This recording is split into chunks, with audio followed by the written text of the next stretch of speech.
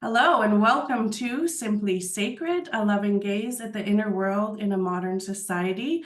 We are here with Regan Hillyer coming in from Costa Rica. Is that right? That's right. Thank you so much. It's so beautiful to be here with you. This woman is amazing. Any video that you see of her, people will be just saying the same thing. But I really feel what she is saying when I listen to her talk. And so I was just so pleased when her media team said that she would come on and, you folks tuning in could get an opportunity to also benefit from that. Yeah. Mm, thank you. Yeah.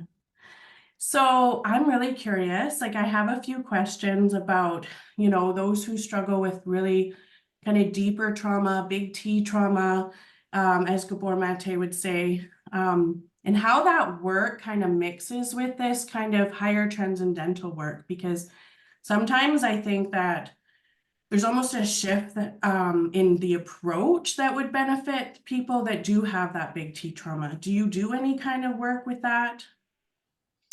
Yeah, well, look, with the work that I'm doing, I'm really helping people always come back to their natural state. And ultimately, the natural state is the frequency of our soul, right? Which is pure light at the end of the day, pure abundance, peace, joy. So then anything which is having us come out of alignment with that frequency, we get to bring to the surface. So that's everything. That might be really deep, intense trauma. That might be little micro traumas. That might be, when you're 6 years old and your parents late to pick you up from school, but this creates this huge feeling of, oh my goodness, I'm going to be abandoned in my life, right? Like we all have these elements which just stack up over time. So I don't worry too much around, I guess, like the label of what everything is. Just if there's anything blocking it or stopping it, I know that we can get in there and we can shift it and recalibrate it because it's all light and energy and frequency, as you know, at the end of the day, allowing people to really return back to this natural state of purity.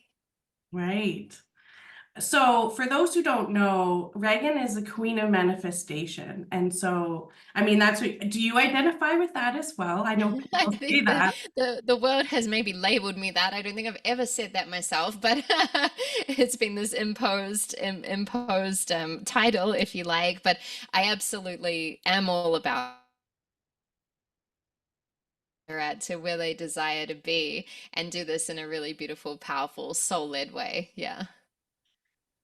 I remember coming across manifestation when I was a new mom, and I was living in Prince George at the time. There was maybe one health food store. I started to look at what manifestation could do, and it was just the very simple, what's that very simple book?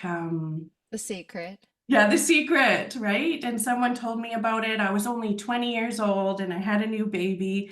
And it seemed like overnight after reading that book, I manifested and created a whole new life. I moved to Kelowna almost overnight, right? I Wow. got into yoga teacher training. I got into all of these, like a whole new world. I didn't know anyone in Kelowna, but it had this new vibrancy and it really did attune to what I was trying to manifest. And that was the rudimentary aspect of it. But you go way deeper, and I really appreciate that. When I listen to your activations, and y'all can find her work on Mind Valley, those activations, there's also on YouTube, on your YouTube channel, right? They are life changing. I was in a little bit of a like toxic workplace slump trying to like work through where I'm going. There's spaces around that were kind of bringing me down. Stinging, when you're around stinging thinking, it does affect you a little bit. And I tuned into your channel and I felt myself back more to that kind of how I felt in the Okanagan. And I thought, wow, if she can do that just from listening to YouTube, like I wonder what else she's doing. And then I found that you're creating this 600-acre wellness retreat. Can you share about what your vision is for that?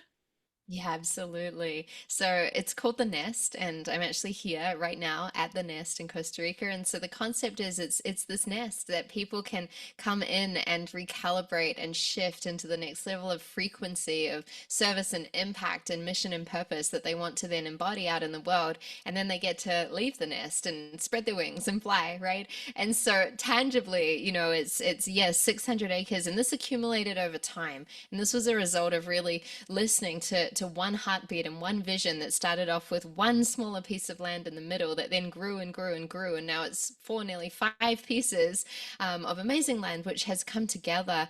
And there are many different facets to this. We're building a beautiful, what I call an ascension spa. So it's a spa that people can come in, but it's helping them ascend, and it's helping them really fuse the ancient wisdom with the quantum technology and modalities that are available these days in order to not just upgrade the body, like we might say to a biohacker, right? But instead upgrade every single layer of your being to come into greater coherence.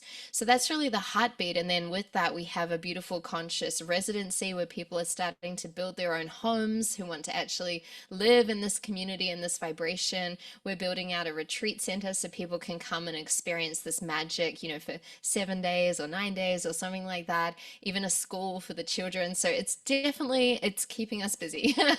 Right. A lot of people are attracted to Costa Rica because of the certain kinds of like ways that they feel there too, right? So they're going Yeah. to get to take part in that. So it sounds like there's a short-term space and a long-term kind of space for those select few that it resonates with obviously the both of you, right? Like Yeah. how will you, Exactly. okay.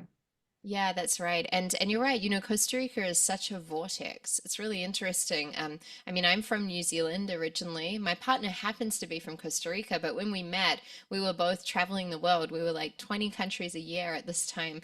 And so we were always thinking like, where will our roots go? We thought about New Zealand, we thought about Ibiza, we thought about India, we thought about Peru, like we thought about everywhere that's amazing in the world. But every time we returned back to Costa Rica, there was just a purity here in the energy that we just didn't feel anywhere else, and a purity and a pristineness as well through the nature, and how this government and these people protect their rivers and their waterways and their jungles and their oceans and their beaches. And there's this beautiful natural pure essence to it, and so we just kept being called back here, and now here we are.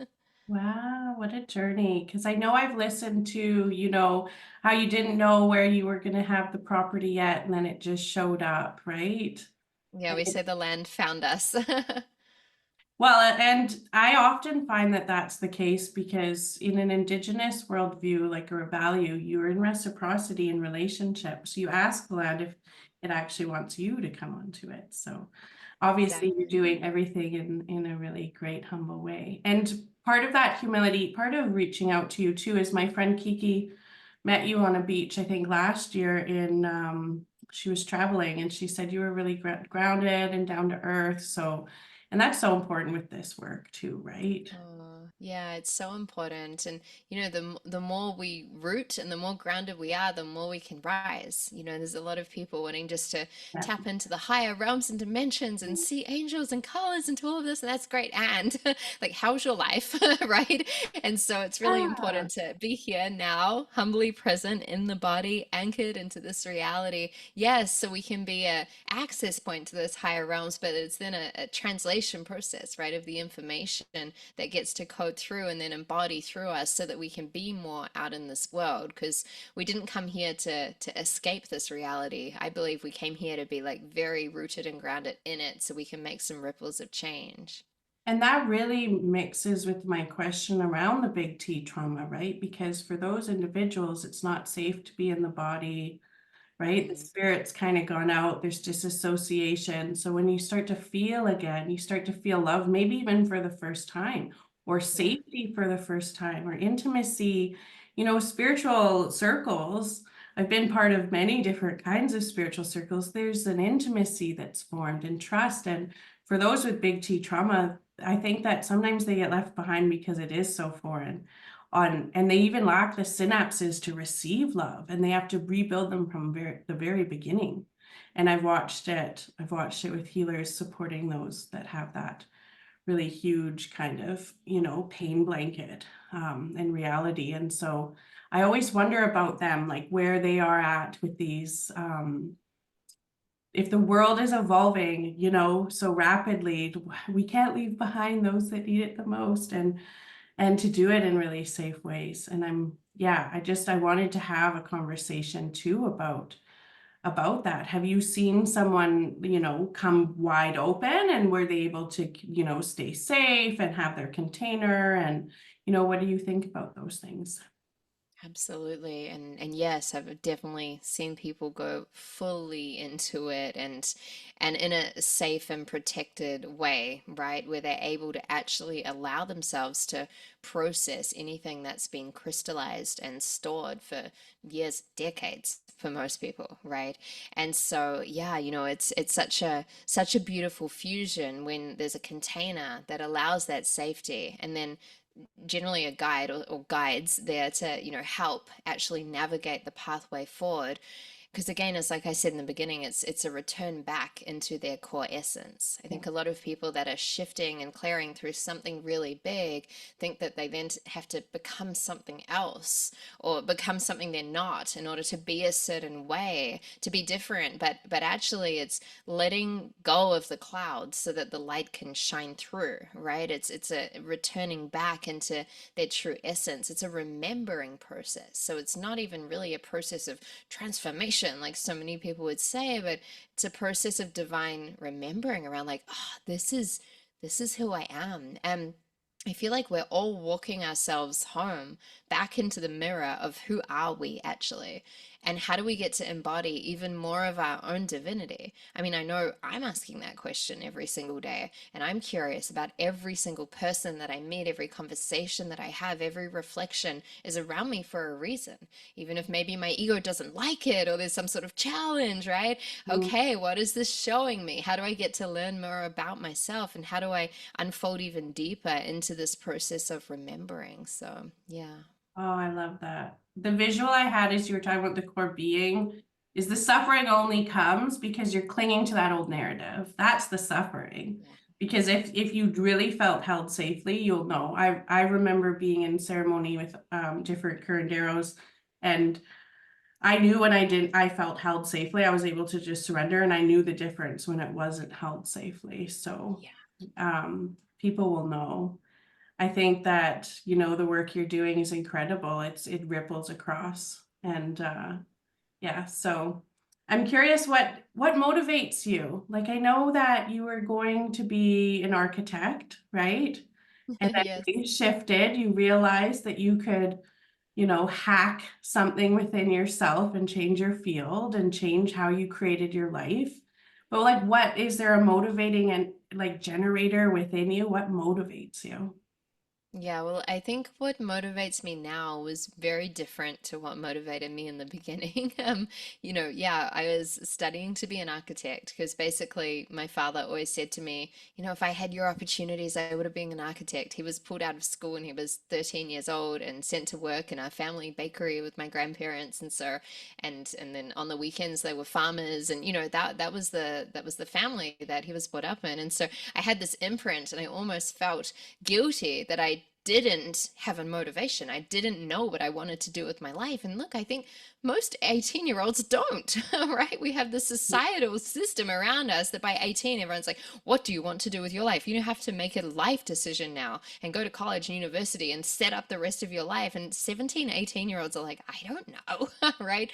But they're put in this box where they're kind of forced to decide. And so when I was in that system, and then I went to architecture school, and I had a lecturer actually guide me through my very first visualization or meditation. And he got us to close our eyes and picture our future as the architect that we were born to be. And so I was really excited. I'd never done anything like this. I closed my eyes and I literally saw the worst case scenario in front of me. I saw myself super unhappy, not loving my life, sitting in the corner of a building at like midnight. Like I was just like, is this is what I'm here for? And I had this moment where it's like my body got up and left, and this voice was just like, get out, just get out of this, right? And so it was at that moment where I said to myself, I said, you know what, I want to figure out, why am I here, and how do I live a life that I love? I really wanted to be happy. Like my motivation in the beginning was, how do I not be in a system that I feel deep down isn't in alignment with my truth and my soul and my dharma and my mission. And I didn't have any of those words at that point in time. I was just like, that doesn't feel right. And my core motivation was I want to be happy. I want to do and be something that I love every single day. And so as my journey continued on, I went through different layers of that. And then that motivation shifted at one point where I realized like, hang on, maybe this whole thing isn't about me. And I was in this moment where I was helping a lot of people in the beginning totally for free. This is when I started working on myself, and people were watching my life change, and they started coming to me and asking for help and advice. And I was basically coaching them for free. And I was telling them everything that was working for me and what I would do in the morning and these different inner tools and strategies. And people would come back, and some of them were crying, and they would thank me, and they'd be like, Regan, you don't understand. You've changed my life. And I had this weird, crazy feeling in my solar plexus, and I couldn't like pick what it was. I was like, what is this feeling? And then when I reflected deeper, I said to myself, I said, I think this is what purpose feels like. And I had never felt it ever before. And I know you feel that feeling. And so that woke up a different motivation. I was like, I want to feel more of that feeling. And if I follow that thread, that's not really about me and my life and even how am I happy? Because of course I'm going to be happy if I have this feeling. It feels amazing. And so then that threw me forward into how do I help people more? How do I be of service? How do I help someone else change their lives? And in return, that's changing my life. And then it continued to amplify forward into the life that I lead today. And it's that same core motivation now. But yeah, it didn't start out. I think some people maybe see my life now or hear a grand motivation now and think that they have to have that or feel that or wonder why they don't. But it's really important to know, like, hey, I started out like, I don't want to be an architect. How do I be happy in my life? Like it started right there, that was the seed. Well, you realize that service, because you lit up when you were talking about service. When you were talking a bit before, you were talking, but then you really lit up. I watched you light up. And I recall since I've started tuning into you, things were rapidly changing in my life. Like I've recently been awarded the BC Businesswoman of the Year award. And I Wow. get to fly down next month for the ceremony or for the award ceremony in Vancouver. And, there's these things that you just clicked, it really helped click into place for me in those downloads. Mm, And, and other things that have also shifted, like many numerous things that are evolving and coming into fruition now. And I know that maybe people will run and go and look at your YouTube channel now, but it really does take also believing and feeling that in yourself that you want something bigger and greater, and that yeah. not settling that for that, like you said in your class, and this is what life is going to be, not settling for that 9 to 5, not settling for that, well, then you go to school and then you work and then you retire.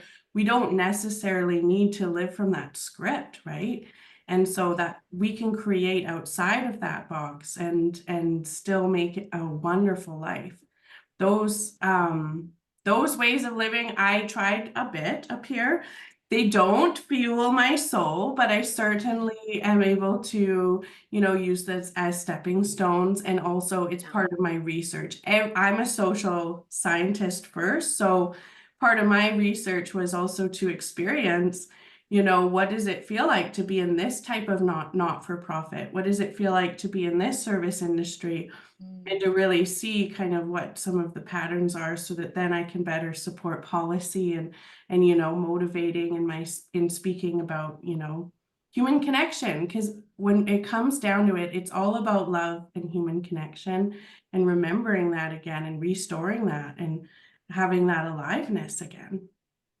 yeah. So I'm curious, are you happy? I'm very happy. Yes. We, you said you started, that was your motivating factor at first. So Yeah. I was curious. Yeah, So you're yeah. No, happy. I'm very happy. I think I'm beyond happy. Every day I feel very blessed to wake up and live the life that I live. And I feel very blessed for all of the journey that continues to be a journey. The work never stops, the evolution never stops, the evolving of your own consciousness never stops. And I'm grateful for the challenges and for the times where it was all very murky and I couldn't even see two steps ahead of me, but I just kept stepping. I'm grateful for all of that. But yes, I think I blew happy out of the water a long time ago. Oh, good. I'm always curious and I always teach about how we have, the whole, like, it's just like taste buds. Emotions are like taste buds. We have a range of them. And so to be able to feel into all of them and have the capacity to, because a lot of times I've seen in spiritual teachers, there's this transcend, transcend, transcend, don't feel anything negative. Mm, What if something negative does happen? Do you have the capacity to feel that? Be with yeah. it. And then say, so now what? What do you think about that? Yeah, I think it's so important. And the thing is, we're here to feel all of our emotions. And now, feeling all the emotions is very different to being stuck in emotions and having emotions have power over you and not being able to navigate out. But are you able to consciously go in and feel it to heal it, literally, to go in and feel something to allow it to shift? Because emotions are energy in motion. And so, if we don't allow the motion to move, then the energy gets stuck and crystallized. It gets crystallized in our body, in our minds, through every layer of our being. So it's super, super, super important. And yeah, you're right. There are so many teachers out there who are just like, oh, like basically all feelings are bad. We want to come into the nothingness and just, be pure light. And I'm like, okay, like if you want to go and live in a cave and meditate and come into this place of stillness and just not participate in society anymore, then that's fine. But like go and have Christmas dinner. And how are you with that aunt that continues to say that one thing to you every year? Right? Like for me, like that's the real ceremony. That's the real test. That's the real inner meditation in a cave. Go and hang out with some family members that you haven't seen for a while. Yeah. So the reason I smirked is when you said "Feel It to Heal It." Some viewers might know, but that's the name of my first album. So I did a whole range of songs, and I called it "Feel It to Heal It." And I just Oh love wow. that you're echoing that message, and it's just so important because if we can face our stuff, it is not shameful to face our stuff. In fact, shame might be the thing that prevents people from facing their stuff. And once you can move through that and be around those who also don't shame one another, then you actually get to the heart of where the healing is at. Yeah. And so much stops at shame and or that vulnerable moment where am I going to be safe and still accepted and approved of and loved if I am honest about what's coming up for me, and if we can create spaces all over the world like that, we would move through things that are complex issues and yet kind of simple when you get to the Right. belly of it, right? We Totally. can move through that and we would actually get to a new place all together as a collective. I, Yeah. yeah. So that moves me to my next question. I'm curious if you had just one thing to say to future descendants, like years from now, maybe 7 generations from now, and there was just one thing you could say, and I know I'm totally putting you on the spot, but if you could just say one thing, what would it be and why? And you could take a minute if you want. If I could say one thing to someone that was 7 generations forward from me, I would probably ask them a question and I would probably say, what can you teach me? Because I think they are the teachers. And I think that it would be extraordinary to have access to someone who would have the consciousness 7 generations forward from here. So I would want to know how they could help me evolve and shift and know myself better. That would it Right. would it would it would be less of what do I say and more to how do I sit down and listen. I love that. See, you're so humble. You're so amazing. But Um, it's true. It's true. It's like you know, my partner, my husband Wampa, his son now is 19, and so we basically raised him together from when he was 10, nearly 11, and I've always felt he's such a teacher to me. I never viewed him as the child or then the teenager or then the 18-year-old. Like I'm always like, yes, there's the parent role and appropriate, conversations and boundaries and discipline, all those good things. And he's always such a reflection because I watch him and I learn so much from him, from his beingness, or even like what moves him, or what he's inspired by, or what he's not inspired by, or how he views the world. And I mean, if we had access 7 generations forward, like I want to talk to them. I heard a teaching from a Seal elder in Okanagan territory, and they said that in their worldview, because time's a continuum, then the young people are actually older because they're coming Mm, after. So you totally echo wow, that. Yeah. that's beautiful. Yeah. So I don't know, what else do you want to talk about? I mean, when we think of Northern Canada, and beyond, I mean, the podcast does reach beyond as well. And um, but in terms of thinking about motivating a whole kind of subgroup of people that are still learning about these things, like they're maybe just, baby deer fumbling and finding their legs and thinking, oh, we can just lift each other up. We can be positive and support each other. And I can love myself. That's not ridiculed to love myself. Like very, very primary kind of where they're starting. What comes to you that you would say to those folks? Well, what comes to me is really remembering that anyone who desires it can really have it all in their life. We're kind of programmed and conditioned from a young age to think that we can't for some reason. And even often our parents directly tell us things like that. Oh, don't be silly. That's not for you. No, no one in our family's done that. No, we don't make a lot of money. Whatever the story and the program is, it then gets imprinted. And even if it wasn't said directly, even if these blocks and limitations weren't even voiced, through the study of epigenetics, we can see that it's actually recorded in the DNA. And then we have our histones that actually then read that information and interpret it. And this is proven, on this 7 generations forward and back note, this is proven to affect and be passed down from 7 generations back before you, from all of the pieces and stories and limitations within your families. Now, also all the gifts and all the greatness and all the wisdom, all of that is also there, but all of it comes through and it's literally written in our DNA. But what's exciting is that with epigenetics, we're actually able to change that. And I think people sometimes just get stuck in thinking, well, I am who I am. My family is who my family is. I'm just this kind of person. My life just is like this. But every second is a second chance to completely shift and rewrite your reality. And so if you want to be the person that puts your hand up and says, you know what, maybe I will be the very first one in my family, in my community, to make that money, to manifest that love, to have a healthy body in this way, to have this energy, to start a business, to scale a business, whatever it is for you.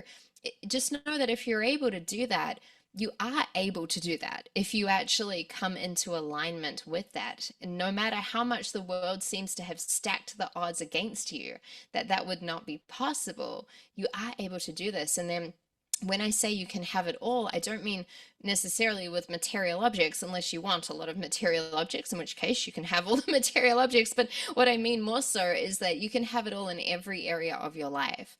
And so we're often programmed to believe that we have to trade off one area of our life for the other. We can make the money, but oh, we're going to be burnt out and exhausted. Or we're going to have really great energy and be really healthy, but we're going to be broke. Or we can have love, oh, but we're not going to have the amazing job or career that we want. And we have this like push and pull situation often going on because our internal structure and rewiring is saying, I can't have all of that because I'm not deserving and worthy of actually receiving something so big and so shiny and so good all at the same time through every area of my life. And so I would invite anyone listening to sit down and really look at, you know what? If I was to unapologetically ask for what I want in every area of my life without worrying about how's it going to happen or can I do it or not, or is that too much? If you were to just put all of that aside just for a minute and just go, you know what? In every area, I want my life to look like this, to look like this, to look like this, to look like this. and you're able to do that, just know that you can do the work to then come into coherence and come into alignment with that. You start doing the work to also update your energy system and become an energetic match so you can match what you desire. So then it reflects and manifests on the outside. So I would just want people to know really that they can have it all and it's absolutely possible for them. It's not some chosen select few, you know?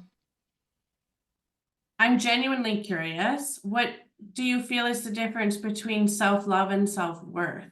And how does that feel within the core being, the distinction between the two?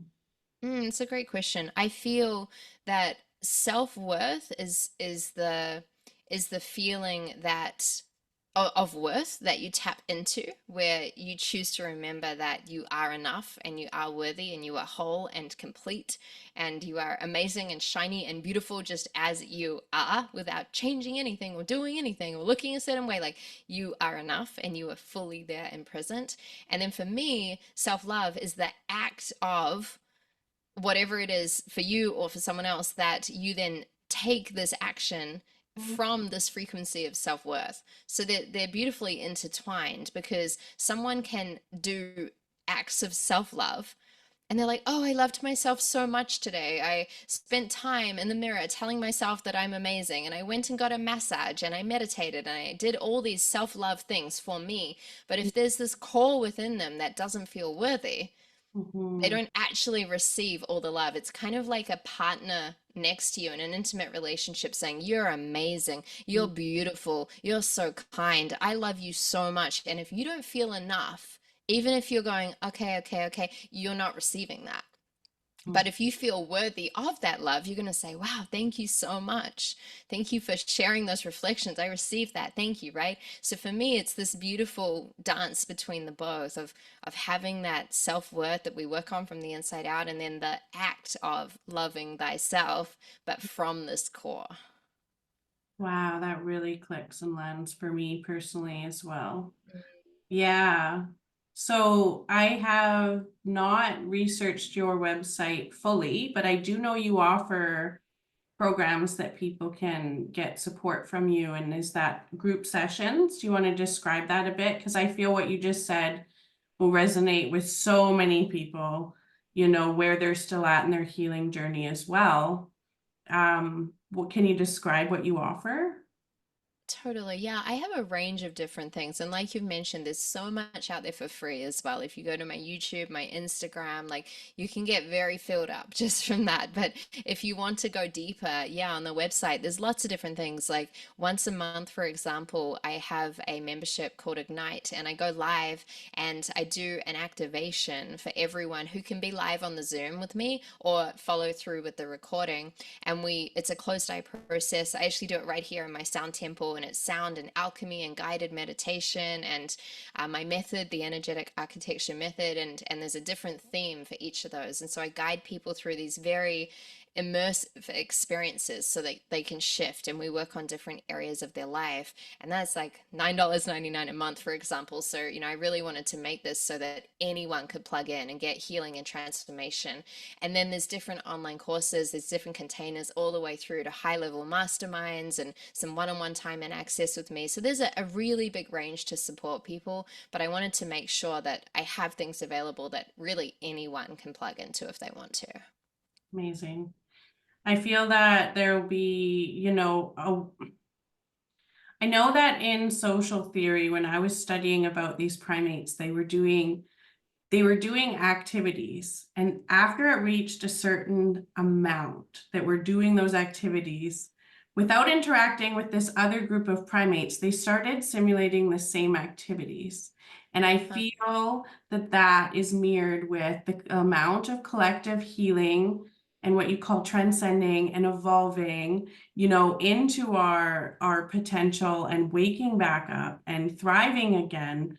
And I feel that it is going to all of a sudden exponentiate very rapidly once that hits that mark. It's kind of getting there, but not quite, right? And it will. Yeah. And so I think that those healers that are in place, they'll be, and they've been working towards clicking into place, will just kind of be there when that time comes and hold that container, because there'll be a lot of then grief, a lot of then trauma people are willing to face and feel to heal. Yes, totally. And there's something to be said around just plugging into a group environment. Amazing if it's in person, but if not through the internet, like what a gift. Even a group vortex and a group field is created, even listening to this conversation. You are tuning into the collective of the thousands, hundreds of thousands of people that eventually will listen to this conversation. And Mhm. all of that energy is synced into that. And so it's scientifically proven that when two or more people pray together or meditate together or activate together, the field shifts and there are amplified results, right? We know this and we see this. And so it's so amazing. Again, even I'm so just grateful for the internet every day that this can be possible. I mean, I'm sitting in the jungle in Costa Rica. I see like 3 people every day. So, it's like it would be very difficult, to create this ripple and hold these group vortexes. But it's just amazing, right? That we have Zoom and we have the internet and people can plug in live or through the recording and plug into thousands of people that are holding that same intention. And I really truly believe that with the group vortexes, if someone, it doesn't matter where they are, let's say they're in Australia right now and they have a huge upgrade, live or through the recording, that information is then in that group field. And so if someone else over in Canada needs that same piece of information, it's easier for them to access because it's in the field. And I actually set this up when I do these healing sessions and these activations, and I get people to intend the circle that we're all sitting in, and I intend that there's a crystal in the very center recording all of the information that you can tap into at any moment in time. And people say this, they say like, wow, I just received this, I just received that. And we notice that people are having similar shifts, similar breakthroughs, similar upgrades, even if they are clearing something they didn't even know they had it in them to clear. So yeah, it's so beautiful with the group work. I feel it would be really valuable and worthwhile to unpack, what does activation mean? Yeah, for sure. So I use the word most of the time with my work when it comes to activation. So I think everyone understands meditation, right? Where we're going into that place of stillness within and really working with the brainwaves to get there. Then if we look at, oh, then we could also say guided visualization, right? That's another tool which people generally understand, where you close your eyes and you are guided to visualize something. Many people struggle with that because many people can't visualize. So they're like, okay, I'm not seeing anything, right? So what I like to do is a process with what I call activation. And for me, this term resonates to be more true for the process I lead people through, because we're not meditating. I don't want you to get in a place of trying to quiet your mind and come into full stillness. I don't really care if you visualize something or not. You could, but you don't have to. But what we're doing is we're activating what's lying dormant in you. We're activating your highest potential. And we're clearing anything that is blocking and stopping the full embodiment of you stepping into your highest self. And so because I know that everyone is pure light, because every soul is pure light. Yes, we have the characters and people that have done terrible things in the world, but the soul at the core essence is light at the end of the day. And so we're returning back to embodying even more of that divinity, ultimately being more us at the end of the day. And so I feel this is less about meditating or visualizing something, but it's more about activating just what hasn't quite turned on, but it is sitting there. Because this is, again, not about becoming something you're not, but it's activating the truest, most aligned, most authentic, most genuine essence of who you actually are. Wow. Well, I hope that that intrigues viewers enough to go, I'm going to go experience that. And I know, energy work, and I've kind of done a lot of my own shamanic Reiki that I've offered in my 20s. I started to notice these patterns that would come up, whether it's at the core, the inner child, kind of rainbow, crystalline downloads, things like that would start to come and be true in ceremony. And then I thought we need a more collective shift. So that's why I stepped back into the music more, trying to get that collective. It's a collective shamanic Reiki, right? Yeah. But I don't often share that because I walk in so many worlds, and I don't know if you can relate. I mean, you are very much grounded in I do this kind of work. I personally walk in many different worlds where I still carry a bit of that fear that if I fully embrace and say, well, I'm also this ceremony woman that does shamanic Reiki, and a hawk came to me today, actually, as your media team, their last email that just came through. Yeah, well, we're on for in a bit. The hawk was taking its last breath, and then I was doing the fans and the feathers. I was thinking, wow, that's incredible. There's something magical that we're obviously going to be creating together here. But that part of me, when I go in and I'm teaching at the college, I'm not fully showing that side. I do in bits where, I'm still walking in those multiple worlds. Do you have any advice on that? Just Yeah. thought. For sure. And thank you for sharing. And I totally feel you, by the way, because I do walk in many different worlds, and discernment is your best friend. I really do believe it's not actually about laying it all down on the table for everybody, because not everyone is ready to hear and receive the level of potency of your gifts and your mission and your work and what you actually do. Now, that doesn't mean that you don't fully embody it. That doesn't mean that you don't choose to fully be like, this is who I am, and this is my mission and my work and my purpose, and this is unshakable, and I know this, and it is what it is. Yet, shape shifting into different environments is amazing, because if we want to wake more people up, if we want to help more people, if we want to create a bigger ripple of service, we do also have to meet people where they're at. So if I'm going into some sort of entrepreneurial event and it's a whole lot of like guys wearing suits and they've booked me for a keynote, I'm not going to run up there and talk about plant medicine and my journeys in Peru and what the grandmother said to me on my last journey. Like, I'm just not going to go there. But I am going to give them the teachings, the knowledge, the wisdom, the breakthroughs of what I experienced. And I'm going to share it in an authentic way Mhm. without having them be basically freaked out by what I'm saying, right? And so I feel this because there's extreme scenarios, and then I go into other circles where everyone's sitting there and they're channeling light language, no one's speaking English anymore. And I'm like, okay, here we are. We're in this environment right now. So, I love it. I love playing in all the worlds and really feeling where are we at and what feels amazing to bring to the table. And again, it's never from a place of like, oh, I'm scared that I can't share that because they might judge me, or I don't know. It's not from that place, right? It's from a place of like, okay, actually the gift is so precious and so sacred and the codes are so strong. Let me really use my discernment around who and what is shared in which way. And I think I've learned that the hard way by opening my mouth and being really excited and telling everyone everything, and then realizing that was not the environment to do that in, because they were just not ready and they were just not at that moment. And maybe in a few years they will be ready, or maybe some of them will go down a journey and then come back and then be ready, and that's perfect and that's fine. But the worst thing we can do is not meet people where they're at. So it's yeah, such an interesting question, and a path I'm still learning to walk, but I've had some good schooling in that for sure. Yeah. And I feel I'm still learning to not feel that constriction when, oh, I'm not allowed to be this part of me here. Because then I feel it and I don't want to feel it because then it feels tight and it can feel more liberating, like you're saying. Uh, Yeah. And look, you can also choose, also which environments do you want to be in? I mean, there are some environments where I'm like, no, I'm not available to speak. Sorry.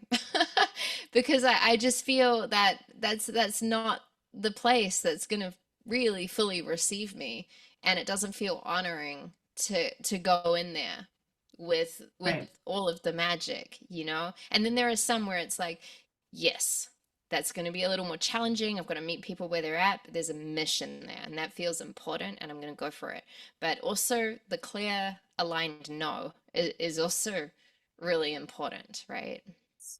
Well, and you're walking in an interesting path that would become notable to those who maybe don't value the healing world, but they value the fact of some of your huge successes, right? Like there's a reason you were on Forbes magazine recently in February, correct? Like Yeah. you have created substantial wealth for yourself, which would ping those people in the suits to then pay attention, Yep. tune in, and it's like they're tuning their radio signal in, but then, they'll determine from there kind of thing. And like you said, if they're not a fit for you, then they also don't get to, walk alongside you. But they'll certainly be watching what you're doing with your beautiful healing retreat. Um, so I'm curious, like I really believe that money can be benevolent money. Money is used all over the world in huge amounts, and but with the intention from the heart. And I feel that there's something with the future where if more benevolent, heart-centered people have money, then we create that in the world, what we can. Yes, and this is a huge part of what I feel my mission is here. I really feel that part of why I'm here is to help get financial resources into the hands and the hearts of people that are really going to do good things with this planet. And I meet so many amazing, heart-centered, powerful people that are gifted and talented and conscious. And I look at them and I'm like, I would trust you with my money. I would trust you to have a large amount of money. And if you don't have that in your life, why not? Like we need to sort that out, right? It's really important. And I think that I'm seeing that there's a big shift going on, like how many conscious billionaires out there are there on the planet right now? It's hard to kind of name billionaires like at that magnitude and level of wealth where it's like, yeah, they're just amazing, they're heart-centered, they're doing really good things, they're allocating money in powerful ways. It's interesting. There's not too many people, and I think there should be more. And so I feel, yeah, this is a big part of my work and my heartbeat. And I have, a full mastermind on this. I call it Millions Manifesting in Magic. So I help people that are heart-centered step deeper into their entrepreneurial journey with the magic of doing this from the inside out as well. I don't teach strategy. I don't teach, oh, you need to do these 10 things on your Instagram. All of that becomes very, very obvious as to what you would do in your 3D physical reality when you come into alignment with being a conscious, heart-centered millionaire. So I think it's super important. Yeah, I think that's the struggle people get sometimes of these teachings where I've been around spiritual groups that act like money's bad and wrong somehow, but it's not. It's what you do with your life that counts. Money is It's an amplifier. yeah, It's an amplifier. It's that simple. Like if you're a greedy, horrible, narcissistic person and you find a lot of money, you're just going to be like a bigger version of that, right? But if you're amazing and you're heart-centered and you truly care about leaving this planet better than how you found it, then if you tap into more resources, you're going to amplify more of that frequency. It's never about the money. It's what we do with it as well. Because no one says, oh, I made so much money last month. I went to the bank and I got it all out in cash and I wrote it out on the floor and I just rolled around in it. It was so good. I had the best month ever. Like you never do that, right? Or you don't like lock yourself in the room with it and be like, now I'm safe. Like now I'm good. I've got all this money surrounding me. Like you just you just don't do those things. It's always what the money can give you, which is more choices, more choice points in your life, which can lead you into creating a bigger ripple of impact instead of just dreaming about it or talking about it. yeah, I love that. And I hope that it motivates people and makes them, really curious because curiosity bypasses fear. The fear is those limitations, those blocks, those yeah, but, the story, the yeah, but the narrative, and then enters a more curious mode. Um, so I'm curious as we, start to wrap up a little bit our time together today. Is there something that's feeling like a block for you that you're willing to share about? And when you kind of move into those blocks, what are those tools that you do and you help for yourself? Is there, a looming thing that's like, this is my big lesson that's now my layer that in the onion peeling back the layers, that's your current layer? Is there something that you'd be willing to share that you're working through and kind of how you do that? Sure, yeah, absolutely. And yeah, I love being in the alchemy, by the way, every day. Like I'm obsessed with looking for the blocks and finding them and seeing how I get to shift them and recalibrate them. And I actually said this to my husband as I walked to do this interview because today just and it just happened. I don't usually have days like this, but I have been back to back to back to back to back to back to back. Like it has been wild. And I don't usually end up having a back to back to back day. And I've been up since 4:30 in the morning because I was like, well, I need to get up at 4:30 to get everything in before the end of the day, right? I saw this day, I'm like, this is just a day, right? And I also love it. There's a part of me that thrives on it because it's all been amazing. It's been conversations like this, it's been clients. I ran 2 trainings, like everything has been amazing. But there was a moment where I was like, how did I get so back to back to back to back to back? And then I looked at my calendar and I realized I was like, I said yes to everything today. Sure, I'll do it. Yeah, yeah, let me squeeze it in. I even had a colleague of mine say, hey, look, why don't we do it half an hour later and half an hour shorter so you can have a break there? And no, no, no, it's fine. Like, I'll jump on. So I really self-created this really mad day that I've been having right now.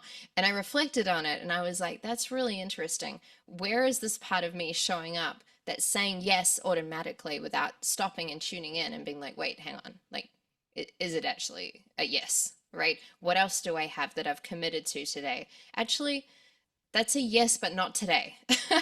Right? And just seeing like this deeper layer of honoring myself and my energy and my voice and all of these pieces which involve this because when I show up for a conversation like this or when I show up in a training or I'm guiding something or I'm on a team training call, like I'm all in. There's not even one part of me that's somewhere else right now. Like I'm here fully. And I know I pay the price for that, right? I know I'm going to be really tired tonight. It's also okay, and I can do it. But I was really reflecting. I'm like, interesting. There's this part of me that's just been saying yes and bypassing the little intuitive check in around the yes or the no. And if I went deeper into it, I was like, interesting. So there's a part of me that's not listening, maybe because I still have this little piece that's trying to prove to the world that I'm enough because I can say yes to all these things, right?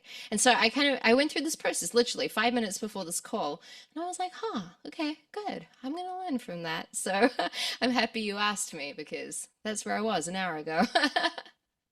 I love that. And like this whole podcast is meant to be about dropping in and being real, a loving gaze at the inner world.